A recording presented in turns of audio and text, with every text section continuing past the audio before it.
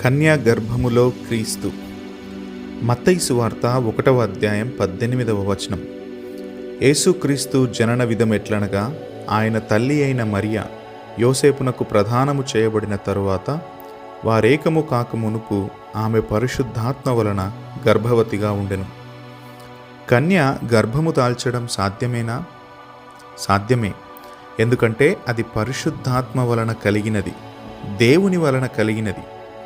సమస్తం శూన్యంగా ఉన్నప్పుడు శూన్యంలో నుండి సమస్తాన్ని చేసిన దేవునికి కన్యగర్భములో శిశువును పెట్టడం, పెంచడం అసాధ్యం, అసలే అవ్వదు, అవ్వకూడదు. మట్టి నుండి మొదటి మానవుణ్ణి చేసిన దేవునికి కన్యగర్భములో శిశువును పెట్టడం, పెంచడం అసాధ్యం, అసలే అవ్వదు, అవ్వకూడదు. మొదటి పురుషుని నుండి మొదటి స్త్రీని చేసిన దేవునికి కన్యగర్భములో శిశువును పెట్టడం, పెంచడం అసాధ్యం, అసలే అవ్వదు, అవ్వకూడదు.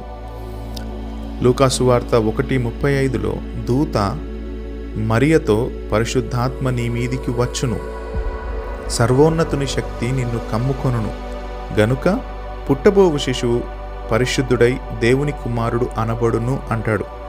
సర్వోన్నతుని శక్తి ఒక స్త్రీని కమ్ముకున్నప్పుడు, ఆమెలో దేవుడు చేయదలిచిన కార్యం చేయాలనుకున్నప్పుడు తప్పకుండా దేవుడు అది చేస్తాడు, చేయగలడు.